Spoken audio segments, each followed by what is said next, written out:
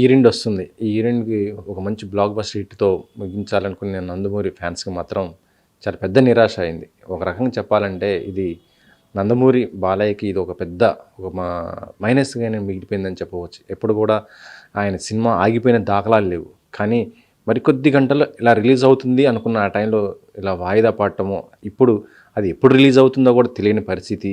మరి ఆర్థికపరమైనటువంటి సమస్యలన్నీ కూడా పరిష్కరించారా లేదా అనేది కూడా ఇదొక ప్రశ్న. అభిమానులతో ఒక ప్రశ్న, ఆందోళన. అయితే ఆ సినిమాకి ఎవరైతే డిస్ట్రిబ్యూటర్, ఎగ్జిబ్యూటర్స్ ఉంటారో ఫైనాన్స్ చేసిన వాళ్ళది ఒక సమస్య. ఇప్పటికీ ఆ సినిమాకి సంబంధించి థియేటర్లకు తీసుకుని మళ్ళీ ఏరే సినిమాలకి మార్చుకున్నటువంటి థియేటర్స్ది మరొక సమస్య. ఇలా ఈ అఖండ చుట్టూ అనేక సమస్యలు ఉన్నాయి. వీటికి సంబంధించి కూలంకషంగా ఒకసారి మాట్లాడదాము. ప్రముఖ నిర్మాత, డిస్ట్రిబ్యూటర్, సీనియర్ నిర్మాత, ఇండస్ట్రీకి ఒక గైడ్గా ఉండేటువంటి నట్టికుమార్ ఉన్నారు. నట్టికుమార్ గారు, మీకు తెలిసినటువంటి విషయాలు ఇండస్ట్రీలో నాకు తెలిసి చాలామంది చెప్పలేరు, చాలా విషయాలు ఓపెన్గా చెప్పరు, మాట్లాడరు. కానీ మీరు చెప్తారు ఇండస్ట్రీకి సంబంధించి ప్రతిదీ. అఖండ 2 విషయంలో రిలీజ్కి ముందు ఏం జరిగింది, రిలీజ్ తర్వాత ఏం జరుగుతుంది అనేది ఒక్కసారి. ఓపెనింగ్ ముందు ఏం జరిగింది, ఓపెనింగ్ తర్వాత ఏం జరిగింది కూడా చెప్పాలా. ఓపెనింగ్ అయ్యింది చక్కగా. బాలయ్యబాబు గారు అమ్మాయిని తీసుకొచ్చి ఎగ్జిక్యూటివ్ ప్రొడ్యూసర్గా పెట్టారు. సినిమాని మంచి హైప్ తీసుకొచ్చారు. బోయపాటి గారు, ఆయన కాంబినేషన్ చాలా పెద్ద హిట్ కాంబినేషన్ వాళ్ళది. ఆ కాంబినేషన్లో సినిమా చాలా బాగా ఆడుతుంది. అభిమానులు కూడా ఒక ప్లానింగ్తో ఆ రోజు నుంచి మా బాలయ్య ఇలాగుంటాడు, మా బాలయ్య ఇలాగుంటాడు, మా బాలయ్య ఈ విధంగా ఉంటాడు, మా ఈశ్వరుడు రూపంలో ఇలాగుంటాడు, పూనకాల్లో ఇలాగుంటాడు, త్రిశూలం పెట్టి ఇలాగుంటాడు. ఒక ఎక్స్పెక్టింగ్స్లో ఉండి దాన్ని హోమం చేయించి అయి చేసి పూజలు చేసి పాలాభిషేకాలు చేసి కుంకాభిషేకం చేసి మొత్తం కటౌట్లు పెట్టి అన్నీ చేసి సినిమా రిలీజ్ 6:30కి రాత్రి 9:30కి టికెట్లు తీసుకొని లైన్ కట్టి టికెట్లు తీసుకునేటప్పటికి సడన్గా ఒక షాక్, ఇంక్లూడింగ్ నాకు కూడా. నేను ఒక ఎగ్జిబ్యూటర్గా నేను టీవీ చూస్తుంటే ఇప్పుడే మన చేతుల్లో లేదు, చేతుల్లో కొన్ని ఉండవు కనుక దయచేసి ప్రీమియర్ షో క్యాన్సల్. షాక్. ఇక్కడ ప్రీమియర్ షో క్యాన్సిల్ అన్నారు, ఇండియాలో క్యాన్సిల్ అన్నారు, మరి ఓవర్సీస్లో పడుతున్నాయని మళ్ళీ దాంట్లోనే ట్వీట్ చేశారు. ఓవర్సైజ్లో యథావిధిగా పడతాయి అన్నారు.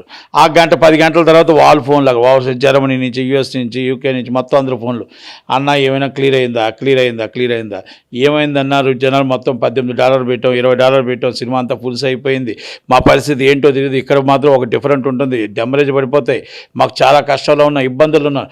12 గంటలకి సినిమా మొత్తం క్యాన్సిల్ అని అనౌన్స్ చేశారు.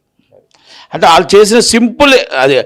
దీని మీద ఎంత కష్టపడ్డారో, ఒక డైరెక్టర్ ఎంత కష్టపడ్డాడో, ఆ హీరో ఎంత కష్టపడ్డాడో, పాన్ ఇండియా మూవీకి ఎక్కడ ప్రచారం చేశాడో, ఆ సినిమాని ఎంత కష్టపడి సినిమా చేశాడో, పాపం వాళ్ళు కూడా సినిమాని డబ్బు పెట్టి సినిమా చేసి ప్లానింగ్ లేకుండా సినిమా ఆగడం అనేది చరిత్ర. అంటే షాక్లో గురయ్యారు అందరూ. యాక్చువల్లీ ఇది మొత్తం కూడా నిర్మాతల యొక్క నిర్లక్ష్యమే ఉంది అనేసి చాలా వరకు వినిపిస్తుంది. ఆ నిర్లక్ష్యం ఏంటి అసలు? నిర్లక్ష్యం అనేది దానికి ఒకటి, అది ఏమంటారంటే ఓవర్ కాన్ఫిడెన్స్ అనేది ఒకటి, ఎవరికి చెప్పకపోవడం తప్పడిది ఒకటి. పాత బాకాయలు ఉండేటప్పుడు పాత బాకీలు ఏ విధంగా ఉండాలి, ఎందుకంటే కొత్త నిర్మాతలు ఏం కాదు, హిట్లు ఇచ్చారు, ఫ్లాపులు ఇచ్చారు, రోడ్డు మీద పడ్డారు, హైప్లో ఉన్నారు. అలాంటి పరిస్థితుల్లో మిమ్మల్ని నమ్మి హీరో ఇచ్చాడు సినిమా, మిమ్మల్ని నమ్మి డైరెక్టర్ సినిమా ఇచ్చాడు, మిమ్మల్ని నమ్మి ఫైనాన్స్ ఇచ్చారు. అలాంటప్పుడు మీరు హీరోస్ ఇంటర్నేషనల్ హీరోది కాదు, 15-12 సంవత్సరాల నుంచి ఉన్నది, అది ముందుగా చూసుకోవాలా లేదా, ప్లాన్ చేసుకోవాలా లేదా ఒకటి. రెండోది పాత బాకీలు ఉంటూ ఆలోచించాలి. ఈ సినిమా టేబుల్ ప్రాఫిట్. మీరు రేట్లకి ఎంత అమ్మారండి? డాకు మహారాజు మీద డబల్ రేట్లు అమ్మారు మీరు. అంటే మీరు అంత రేట్లు సంక్రాంతికి వచ్చే సినిమా మీద డబల్ రేట్లు అమ్మారంటే ఈ డిస్ట్రిబ్యూటర్లకు ఎంత నమ్మకం ఉంది. అలాంటి సినిమాని ఈరోజు టేబుల్ ప్రాఫిట్ 100 కోట్ల నుంచి 115 కోట్ల దాకా మీ అకౌంట్స్కి అందరూ వేసేసారు. సాటిలైట్తో కలిపి 200 కోట్లు అయిందని బయట అంటున్నారు. 200 బయట అనడం కాదు, అది నిజం. అది 200 కోట్లు అబోవ్ అయింది కలెక్షన్. మరి ఇప్పుడు ఈ 200 కోట్లు వచ్చినప్పుడు ఆ జస్ట్ ఈ రోజుకి సంబంధించి ఎంత సార్? అది ఒక 28 కోట్లు ఎంతో అంటున్నారు కదా, అది మిగతా అన్ని క్లియర్ చేసుకోవచ్చు కదా అది? సార్ నేనంటే అంటున్నాను, ఇప్పుడు మొత్తం కలిపి 100 నుంచి పైన వచ్చింది కలెక్షన్. పోనీ అది కూడా మీకు చెప్తున్నా, వైజాగ్ 11, ఈస్ట్ 5:30, వెస్ట్ చాలా 5:50 అంటున్నారు, వీళ్ళు 3 అంటున్నారు, కృష్ణా 3, గుంటూరు 5, 3.5, సీడెడ్ 24, మొత్తం అందరూ కలిపి పేర్లు చెప్పను. నైజాం దిల్రాజు గారు 25, దిల్రాజు గారిది 25 అంటే మొత్తం టోటల్గా ఇది exhibitor collection. Karnataka 8, over size మొత్తం అదొక 15 అంటున్నారు. అలా మొత్తం అంతా కలిపి 115 అవ్వచ్చు.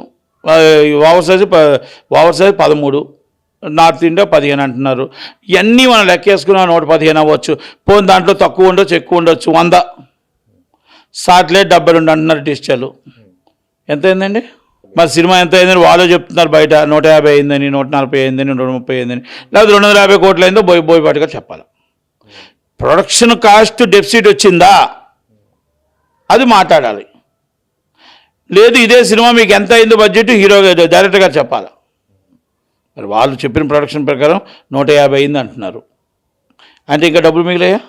అంటే ఇక్కడ ఈ సినిమాకి ఇబ్బంది లేదు కదా. బయట డబ్బులు మనం ఎలా తెచ్చుకోవాలి, ఏం చేయాలి, అది ఏదో ప్లానింగ్ మనం చేసుకోవాలి. ఎందుకంటే మీరు ఈ సినిమా మనం కొంత డబ్బు పెడితేనే కదా సినిమా స్టార్ట్ అయింది. 20 కోట్లు, 10 కోట్లు, 30 కోట్లు పెడితేనే వచ్చిందా? మరి అది మీరు పాత బాకీలు మీరు సెట్ చేసుకోలేరా? ముందుగా ప్లాన్ చేసుకోలేరా? ఇది ఒక హీరోని ఇబ్బంది పెట్టడం, డైరెక్టర్ని ఇబ్బంది పెట్టడం, ఆ ఫ్యాన్స్ని ఇబ్బంది పెట్టడం, ఎగ్జిబిటర్లు ఇబ్బంది పెట్టడం, డిస్ట్రిబ్యూటర్లు ఇబ్బంది పెట్టడం, ఇండస్ట్రీ అనేది తీవ్ర నష్టాల్లోకి వెళ్ళిపోయింది. ఈ ఒక్క నమ్మకం పోయింది. పెద్ద సినిమా ఎప్పుడైతే ఆగిందో రేపు ఫ్యూచర్ పెద్ద సినిమాలు అన్నింటిలో కూడా డబ్బు ఇవ్వడానికి భయపడతారు ఎగ్జిబిటర్. ఆ భయమే వస్తే సినిమా రిలీజ్ అవ్వవు. ఎందుకంటే ఎగ్జిబిటర్ సినిమా ఇస్తే డిస్ట్రిబ్యూటర్కి వస్తుంది, డిస్ట్రిబ్యూటర్ ఇస్తేనే ప్రొడ్యూసర్ రిలీజ్ చేయగలుగుతాడు. ఇవన్నీ చైల్డ్ లింక్ ఇది. మరి దాన్ని మనం ఈరోజు ఈ పరిస్థితిని ఇండస్ట్రీ కూడా ముందుకు వచ్చి ఇండస్ట్రీ పెద్ద మనుషులు రావాలి. వచ్చారు ఈ 3 రోజులు దిల్ రాజు గారు వాళ్ళను. మరి వాళ్ళ వల్ల ఏమీ కాదన్నట్టుంది, చేతి తీసినట్టున్నారు. నాకు తెలియదు. మరి సినిమా రిలీజ్ ఆగడం అంటే ఇంకా చాలా దారుణమైన విషయం. అది కూడా బాలయ్యబాబు సినిమా ఆగడం. అభిమానులు అక్కడి నుంచి కదలట్లేదు. అభిమానులు వచ్చి కన్నీరు పెడుతున్నారు. అభిమానులు మా హీరో సినిమా కుట్ర చేశారంటున్నారు. అభిమానులు మా హీరో సినిమా చూపించండి అంటున్నారు. ఎగ్జిబిటర్లు సినిమా పోస్టులు మార్చలేకపోతున్నారు. ఏ షో ఉంటుందో తెలియని పరిస్థితి, ఏ షో ఎప్పుడు వేస్తారో తెలియని పరిస్థితి. రోజుకి డెమరేజ్ వస్తుంది. సినిమా రిలీజ్లో షోలు పడక నష్టం వస్తుంది. ఆ క్లారిటీ ఇవ్వట్లేదు, ఈ క్లారిటీ ఇవ్వట్లేదు. డబ్బులన్నీ కూడా ఎగ్జిబిటర్ల ద్వారా, డిస్ట్రిబ్యూటర్ల ద్వారా డబ్బులు తీసుకొని పెట్టుకున్నారు. ₹1, ₹2 కాదు, 100 కోట్ల రూపాయలు పెట్టుకొని మీరు ఈరోజు పరిస్థితి ఏంటి? మీరు డేట్ అనౌన్స్ చేయాలా, అభిమానులు క్లారిటీ ఇవ్వాలా, మీరు ఎగ్జిబిటర్స్కి మీ డబ్బు వాపస్ ఇవ్వాలా. రిలీజ్ డేట్ వేస్తే అది వాళ్ళు రిలీజ్ డేట్ పడింది అనుకోండి, ఓకే, అది ఎవరి ఇష్టం వాళ్ళది. లేదనుకో డబ్బులు వాపస్ ఇవ్వాలా. ఇది లేకపోతే ఇండస్ట్రీ దెబ్బతింటుంది. పెద్దలు ఇన్వాల్వ్ కావాలి. అందుకే బాలయ్యబాబు గారు ఇన్వాల్వ్ కావాలంటున్నా, బోయపాటి గారు ఇన్వాల్వ్ కావాలంటున్నా. బాలయ్యబాబు గారు పెద్ద మనసుతో అభిమానులు బాధను చూసి, అభిమానులు ఎగ్జిబిటర్లో బాధను చూసి రిక్వెస్ట్ ఏంటంటే ఆ సినిమాని రిలీజ్ చేసేటట్టు, దగ్గరుండి మాట్లాడేటట్టు చేయండి. ఫైనాన్స్లో కూడా నా రిక్వెస్ట్, మీరు అన్నీ తెలుసు, ఆయన ఈరోజు ఇంటర్నేషనల్ ఉందని తెలుసు, ఇది ఉందని తెలుసు, అప్పులు ఉన్నాయని తెలుసు, అన్నీ తెలుసు, మీరు అప్పిచ్చారు. మన పాత పద్ధతిలో, మీరు పాత వాళ్ళే కదా, పాత పద్ధతిలో ఏముంది, ఎంత వస్తే అంత రేషియో కింద పంచుకొని సినిమాని రిలీజ్ చేయాలి, రిలీజ్ ఆపకూడదు. ఇప్పుడు ఎగ్జిబిటర్లో డబ్బులు వాపస్ అడిగితే టోటల్గా తీవ్ర నష్టం వస్తుంది. కనుక సినిమా రిలీజ్ చేయాలి. రిలీజ్ చేస్తేనే మార్గం. ఆ డబ్బు వాటిలో తీసుకోవడం, ఇంకోటో చేయండి. పెద్దలు మాట్లాడండి. ఏ విధంగా చేయాలో, ఏ విధంగా బయటపడాలో, ఏ విధంగా ఇండస్ట్రీని కాపాడుకోవాలో చేయండి. ఈ నష్టాన్ని మనం భర్తీ చేసుకోవాలి. కానీ ఇలా సినిమా ఆపడం కరెక్ట్ కాదు. మాట్లాడకుండా, దానికి క్లారిటీ ఇవ్వకుండా, అసలు అభిమానుల థియేటర్గానే ఉండడం, ఏ షో పడుతుందో అని తెలియక అలా వెయిట్ చేయడం, ఇట్ ఈస్ నాట్ కరెక్ట్. 14 రిలీజ్కును వేరే హౌస్కి మధ్య ఏంటి సార్ అది? ఏంటి ఒప్పందం ఏముంది అసలుకి? అది ఇప్పుడు ఎందుకు వచ్చింది? లేదు, ఏదో సినిమాస్ దండి, వాళ్ళకి ఏదో పాత బాకీ ఉంది. పాత బాకీ ఉంటప్పుడు వాళ్ళు కోర్టు యాజ్ బర్ లా ప్రకారం వాళ్ళు వెళ్తారు. మనం దాన్ని ఎందుకు వెళ్తున్నాం అని అంటానికి రైట్ లేదు. కాకపోతే వాళ్ళు కూడా హీరోస్ ఇంటర్నేషనల్ బాలయ్యబాబుతో సినిమా చేశారు వాళ్ళు. మరి బాలయ్యబాబుతో మంచి ర్యాపో ఉంది. మరి వాళ్ళు కూడా ఒక మాట అనకుండా, మరి మాట్లాడకుండా ఎందుకు ఇది జరిగిందో అర్థం కావట్లేదు. బాలయ్యబాబుతో మంచి ర్యాపో ఉంది. బాలయ్యబాబుతో సినిమా చేసిన వ్యక్తులు వాళ్ళు ఎందుకు స్టేకి వెళ్ళి ఈ సినిమా ఆపారో అని అర్థం కావట్లేదు. అంటే ఇక్కడ జరిగినటువంటి మిస్టేకే, ప్రొడ్యూసర్ మిస్టేకా లేకపోతే మరి ఏంటి? బాలయ్యబాబు గారికి ఒక ఇన్ఫర్మేషన్ ఇవ్వాలి కదా, వాళ్ళది తప్పే.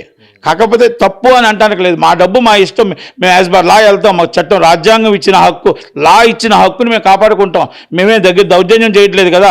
యాజ్ బర్ లా మేము వెళ్ళామని అంటే మనం ఏం చేయాలి? అవార్డు కూడా వచ్చింది వాళ్ళకి. కానీ నాకు మాత్రం ఇండస్ట్రీలో ఉన్న వ్యక్తులు కాబట్టి, ఒక్కసారి బాలయ్యబాబుతో బాగా పరిచయం ఉంది కాబట్టి బాలయ్యబాబుతో కూడా డిస్కస్ చేస్తుంటే బాగుండేమో అని నాకు అనిపించింది. నాకు అంటే ఈ సినిమాకి ఇంత ఇబ్బంది రావడానికి కారకులు ఇటు బాలయ్యను, బోయపాటి కూడా అన్నమాట అంటున్నారు. బాలయ్య దాదాపు 40 కోట్లు తీసుకున్నాడు, ఇటు బోయపాటి 30 కోట్లు తీసుకున్నాడు. ఇదే బడ్జెట్ ఎక్కువైపోయింది, వాళ్ళు ఉన్న దానితో తీశారు, ఇంకా భరించలేని పరిస్థితి, ప్రొడ్యూసర్ పరిస్థితి అయిందని అంటున్నారు. ఇది ఎంతవరకు వస్తాం? ప్రొడ్యూసర్ ఇష్టపడి సినిమా తీశాడు కదా, ఇప్పుడు ప్రొడ్యూసర్ ఇష్టపడి డబ్బులు ఇచ్చాడు కదా, ప్రొడ్యూసర్ ఇష్టపడి మరి సినిమాని ఒప్పుకున్నాడు కదా, మరి డిస్ట్రిబ్యూటర్ ఇష్టపడి సినిమా కొనుక్కున్నారు కదా, ఎగ్జిబిటర్ ఇష్టపడి డబ్బు ఇచ్చారు కదా, అది టేబుల్ ప్రాఫిట్ ఉందని నేను అంటున్నాను. ఈ డిస్కషన్లు ఎందుకు వస్తాయి? ఆయన తీసుకున్న రెమ్యునేషన్లో ఆయన తీసుకున్న దానికి టేబుల్ ప్రాఫిటే వచ్చింది కదా. అది బాలయ్యబాబుని చూసే ఇచ్చారు కదా, బోయపాటిని చూసే ఇచ్చారు కదా. మన హీరో ప్రొడ్యూసర్ మొఖం నా మొఖం చూసి ఇవ్వలేదు కదా, మీ మొఖం చూసి ఇచ్చారు ఏమైనా కాదు కదా. కనుక దానికోసం డిస్కషన్ కూడా ఉండకూడదు. సినిమా ఆల్రెడీ టేబుల్ ప్రాఫిట్ అన్నప్పుడు మనం డిస్కస్ చేయకూడదు. మనకి ఇష్టపడి చేసుకున్నప్పుడు మాట్లాడకూడదు. మనకి సినిమా ఫస్ట్ ఇచ్చేటప్పుడు దేవుడు అంటాం, తర్వాత వచ్చి కష్టమైనప్పుడు దెయ్యం అంటే ఎలాగా. ఇచ్చేటప్పుడు మనకి ఏ దానికైతే మనం ఒప్పుకున్నాం దానికి మనం కట్టుబడి ఉండాలి. యాక్చువల్లీ హరిహర వీరమల్లు సమయంలో కూడా ఇలాంటి సమస్య వస్తే పవన్ కళ్యాణ్ గారు ముందుండి దాదాపు ఒక 40 కోట్లు ఆయనే ముందుండి సంతకం పెట్టేసి మొత్తం సినిమా ప్రొడ్యూసర్కి లాస్ రాకుండా తప్పనిసరిగా సినిమా రిలీజ్ అయ్యేది చేశారు. కానీ బాలకృష్ణ ఎందుకు చేయలేరని ఒక ప్రశ్న ఇప్పుడు వస్తుంది. ఒకటి అది 5 సంవత్సరాల డేట్స్లో కొంచెం తప్పు జరిగింది కాబట్టి, లేట్ అయింది కాబట్టి, ఆ నిర్మాతకి ఆయనకి మంచి హిట్స్ ఉన్నాయి కాబట్టి ఆయన పవన్ కళ్యాణ్ గారికి మంచి హిట్స్ ఇచ్చాడని ఒక అభిమానంతో, మానవతత్వంతో ఆ సినిమా రిలీజ్ ఆగకూడదు, నా కోసం ఇబ్బంది రాకూడదని ఆయన కొత్తగా రిస్క్ చేసి సినిమా రిలీజ్ చేసిన మాట వాస్తవమే. అందరూ చేయాలని ఏం లేదు కదా. నా దగ్గర మీ దగ్గర డబ్బు ఉంటుంది, మీరు ఇస్తారు నేను ఇవ్వను, లేకపోతే నేను ఇస్తాను మీరు ఇవ్వరు, అందరూ ఇవ్వాలని ఉందా? ఎవరి ఇష్టం వాళ్ళది. అంటే ఇక్కడ అభిమానుల్ని దృష్టిలో పెట్టుకోవాలి, ఇండస్ట్రీని దృష్టిలో పెట్టుకోవాలి, అదే కదా. దాంతోపాటు ఇంతవరకు ఎప్పుడు ఒక సినిమా ఇంత ఆగిపోయే పరిస్థితి వస్తుందనేసి లేదు పరిస్థితి, కానీ ఈ సినిమా ఆగిపోయి ఆయనకు ఒక మచ్చలా మిగిలింది అనేసి ఒక బాధ. ఒక మాట అండి, హీరో గారి ఇష్టం, బాలయ్యబాబు గారు ఆయన ఇష్టం, అది బోయపాటి గారు ఆయన ఇష్టం. సినిమా రిలీజ్ ఆగిపోయింది, దాన్ని ఎలా రిలీజ్ చేయాలని చూడాలి. వాళ్ళు డబ్బు పెడతారు, ఇంకో డబ్బు పెడతారు, తప్పది. ఇంకొకరు డబ్బు ఎవరు ఎందుకు పెడతారు? దాన్ని పెద్ద మనుషుల తరహా కూర్చొని ఎలా రిలీజ్ ప్లాన్ చేయాలి, ఏ విధంగా, ఎవరిష్టం వాళ్ళది. వాళ్ళ ఇష్టాన్ని మనం అడగకూడదు, వాళ్ళ ఇష్టాన్ని మనం ప్రశ్న చేయకూడదు.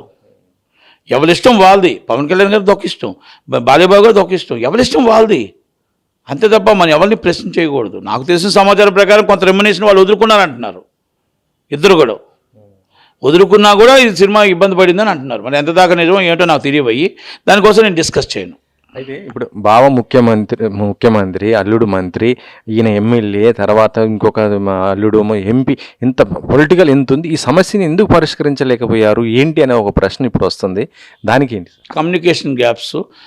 ఒక్క మాట చెబితే 5 నిమిషాలు అయిపోయే పని అరగంటలో అయ్యే పని ఇంత దాకా రాగడం, సినిమా ఆగడం, ఇది కరెక్ట్ కాదు. ఆగింది అనేది కలలో కూడా ఊహించలేదు, ఆగుతుంది అనేది ఎవరో కూడా కనకుండానే అయిపోయి. నేను కూడా డబ్బు ఇచ్చాను, నేను ఎగ్జిబిటర్గా డబ్బు ఇచ్చాను, నా ఫ్రెండ్స్ డబ్బు ఇచ్చారు, అందరూ డబ్బు ఇచ్చారు, నా తోటి ఎగ్జిబిటర్ డబ్బులు ఇచ్చారు, అందరూ డబ్బులు ఇచ్చారు. సినిమా రిలీజ్ అవుతుందని బాలయ్యబాబుని నమ్మే, బోయపాటి గారిని నమ్మే సినిమా ఇచ్చాం.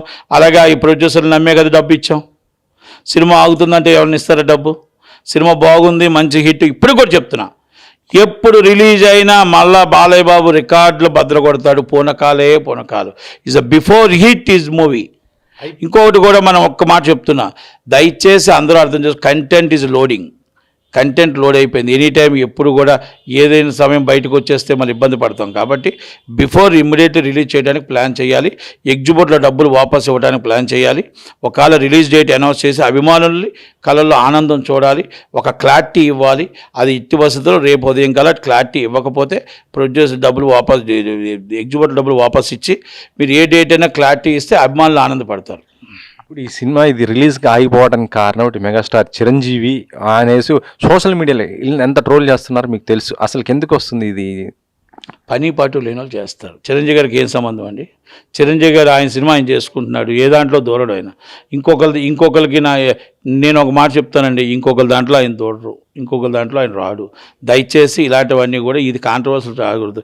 సినిమా రిలీజ్ అవ్వాలి, సినిమా బాగుండాలి, పెద్ద హిట్ అవ్వాలి, సినిమా రిలీజ్ అవ్వాలని కోరుకుందాం, ఆ దేవుని కోరుకుందాం, దుర్గమ్మని కోరుకుందాం, అందరినీ వెంకటేశ్వర స్వామిని కోరుకుందాం తప్ప